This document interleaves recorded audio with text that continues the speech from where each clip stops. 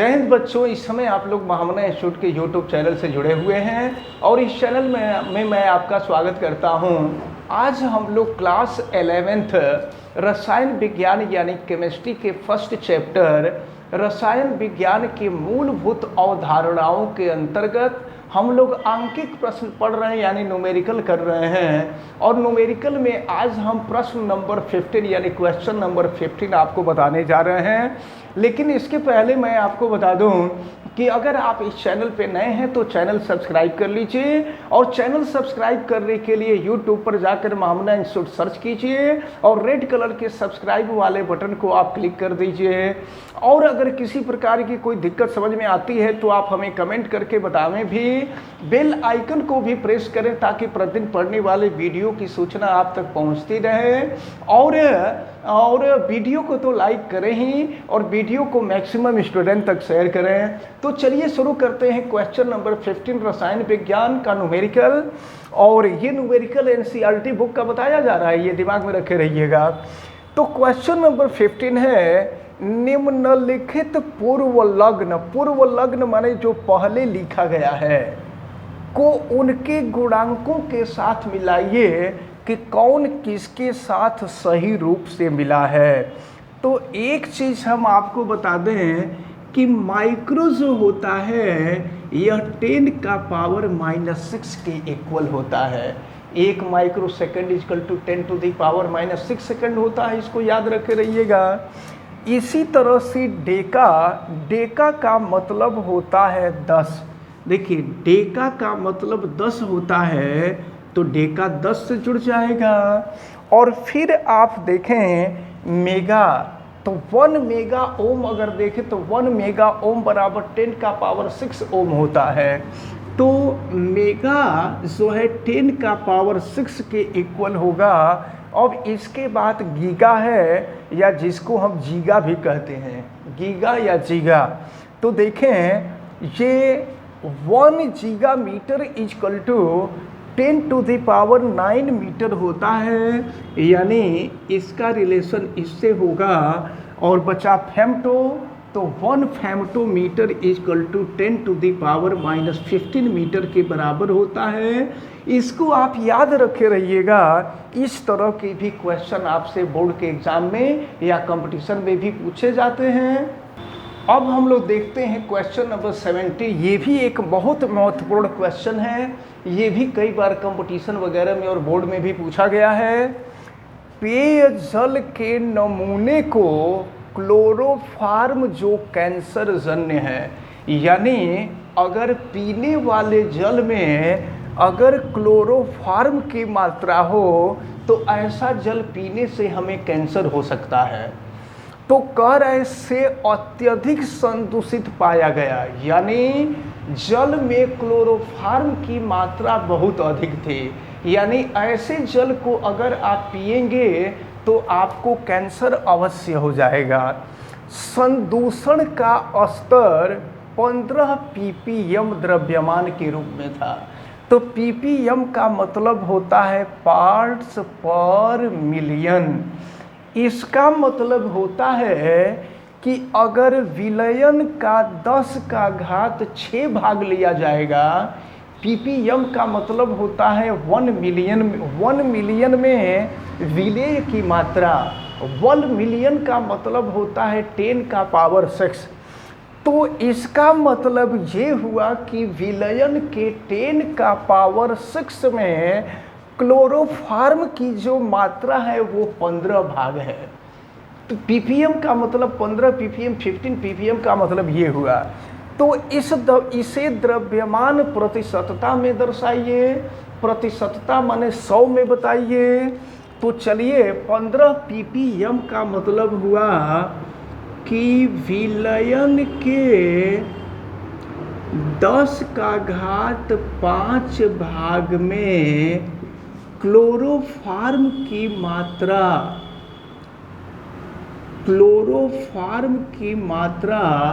या क्लोरोफार्म का भाग। तो क्लोरोफार्म का जो भाग होगा वो 15 होगा, 15 भाग होगा। ये 15 ppm दिया हुआ है।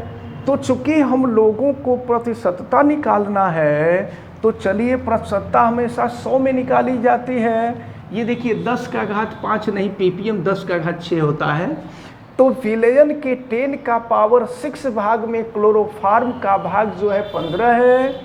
तो अब जो है विलयन के एक भाग में, अगर विलयन के एक भाग में अगर हम क्लोरोफार्म का भाग देखेंगे तो ये हो जाएगा 15 बटा में 10 का घात 6। लेकिन प्रतिशतता पूछ रहा है तो प्रतिशतता 100 में निकाली जाती है। तो इसलिए अगर हम 100 में निकालें 100 भाग में तो ये हो जाएगा 100 भाग में अगर क्लोरोफार्म की मात्रा निकालेंगे तो ये हो जाएगा 15 बटा में 10 का घात 6 और गुणे हो जाएगा 100। तो चले देखें अब इसको हम सॉल्व करते हैं। तो ये हो गया आपका 15 और ज़रा ये देखिए 10 का घात 6 को 10 का घात 4 गुणे 100 लिख सकते हैं और ऊपर है 100, फिर 100 से 100 कैंसिल हो जाएगा। तो 100 से 100 कैंसिल हो जाएगा। फिर देखें ये हो जाएगा 15 और 10 का घात 4 नीचे है, 10 का घात 4 ऊपर ले जाएंगे तो 10 का पावर -4 हो जाएगा। लेकिन आपको पता है कि विज्ञान की भाषा में दशमलव के पहले एक अंक का होना ज़रूरी है। तो दशमलव के पहले एक अंक लाने के लिए हम इसमें 10 से भाग और 10 से गुणा कर देंगे। तो 10 से भाग दे देंगे तो 1.5 हो जाएगा और 10 से गुणा कर देंगे तो 10 से गुणा माने 10 का घात 1 से गुणा 10 का पावर 1 से मल्टीप्लाई करेंगे तो 10 का पावर -4 प्लस 1 10 का पावर -3 प्रतिशत हो जाएगा। क्योंकि आपसे द्रव्यमान प्रतिशतता ही पूछा जा रहा था, हमने निकाल लिया द्रव्यमान प्रतिशतता, यही आपसे पूछा जा रहा था। अब इसके बाद इसका सेकंड पार्ट ज़रा देखें कि सेकंड पार्ट में आपसे क्या पूछा जा रहा था। तो देखें सेकंड पार्ट में पूछा जा रहा है कि जल के नमूने में क्लोरोफार्म की मोललता पूछी जा रही है। मोललता तो याद रखे रहिएगा, मोललता क्या होता है? किसी विलयन के 1000 ग्राम विलायक में उपस्थित विलेय के मोलों की संख्या को मोललता कहते हैं। तो मोललता हम लोगों को निकालना है। तो मोललता निकालने के लिए सबसे पहले तो हम लोग क्लोरोफार्म का मोलर द्रव्यमान निकालें। क्लोरोफार्म का मोलर द्रव्यमान यानी जिसको हम अणुभार कहते हैं, तो अणुभार निकाला जाए।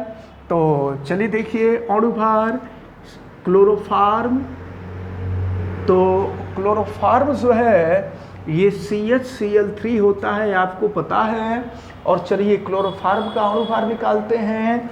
तो कार्बन का परमाणु भार होता है 12, हाइड्रोजन का परमाणु भार 1, क्लोरीन का परमाणु भार 35.5 होता है। तो ये 3 इंटू हो जाएगा 35.5। फिर इसको सॉल्व किया जाए और सॉल्व करके देखिए ये हो गया 12 + 1 और 35.5 में आप 3 से गुणा कर दीजिए। तो इस प्रकार हम देख रहे हैं ये क्लोरोफार्म का अणुभार 12 + 1 प्लस 3 इंटू 35.1। तो 12 + 1 35.1 में 5 का मल्टीप्लाई कर देंगे 106.5 हो जाएगा, जोड़ देंगे 119.5 ग्राम प्रति मोल हो जाएगा। तो अब देखें ज़रा ये देखा जाए कि 1 किलोग्राम विलायक में विलेय की मात्रा कितनी है। तो 1 किलोग्राम का मतलब 10 का घात 3 किलोग्राम। तो देखिए ज़रा प्रश्न के अनुसार 10 का घात 6 ग्राम में, बोलो मत, 10 का घात 6 ग्राम विलयन में क्लोरोफार्म की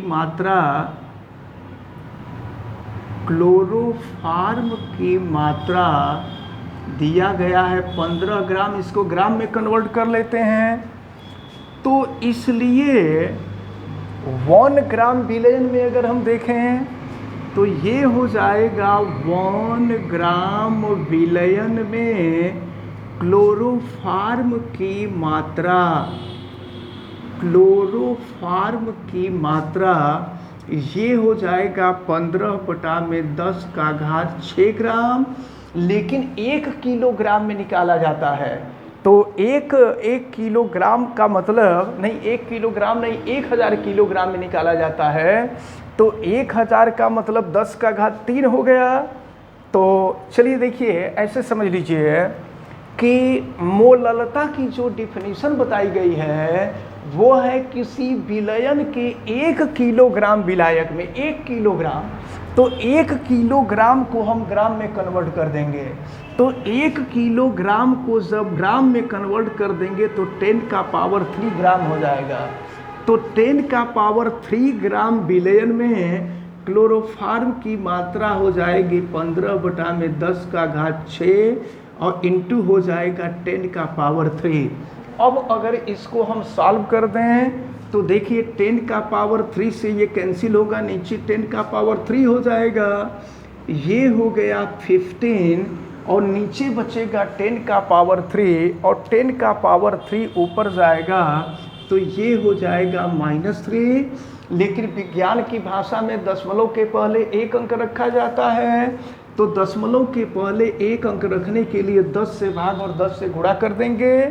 तो 10 से भाग अगर हम करते हैं तो 1.5 हो जाएगा, 10 से गुणा कर देंगे 10⁻2 ग्राम हो जाएगा। यानी विलयन के 1000 ग्राम में विलायक की जो विलयन के 1000 ग्राम में, ऐसे कह लीजिए कि किसी विलयन के 1000 ग्राम विलायक में, तो 1000 ग्राम विलायक में विलेय की जो मात्रा होगी वो 1.5 × 10⁻2 ग्राम के बराबर होगी।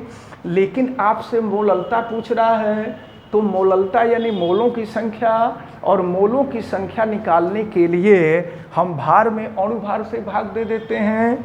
तो इसलिए यहाँ निकाल रहे हैं मोललता बराबर, देखिए 10⁻3 ग्राम में विलेय की जो मात्रा निकली है 1.5 × 10⁻2 और इसके अणुभार, क्लोरोफार्म का अणुभार देखिए निकाले हैं हम लोग 119.5। अब इसको हम लोगों को सॉल्व करना है।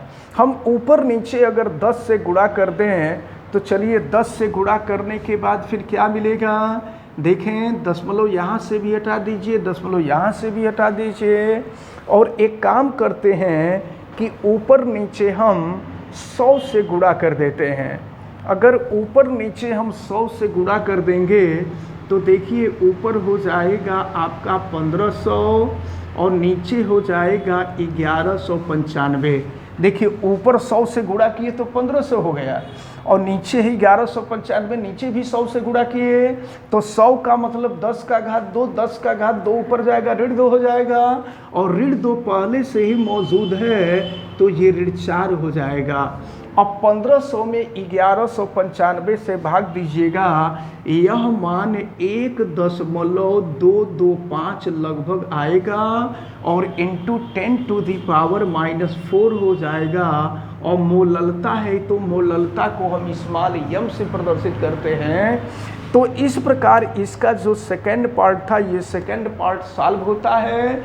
ये बहुत ही इम्पॉर्टेंट क्वेश्चन था। इस क्वेश्चन को आप अच्छी तरह से तैयार किए रहिएगा। ये एनसीईआरटी के सभी न्यूमेरिकल आपको बताए जा रहे हैं और ये सभी न्यूमेरिकल आपसे पूछे जाते हैं, कंपटीशन में पूछे जाते हैं, बोर्ड के एग्ज़ाम में पूछे जाते हैं और एंट्रेंस एग्ज़ाम में पूछे जाते हैं। ढेर सारे क्वेश्चन पूछे जाते हैं, इसलिए इन सबको अच्छी तरह से आपको तैयार करना होगा। आप वीडियो को लाइक ज़रूर कीजिएगा और वीडियो को मैक्सिमम स्टूडेंट तक शेयर कीजिएगा ताकि इस इम्पॉर्टेंट टर्म को अच्छी तरह से समझ सकें।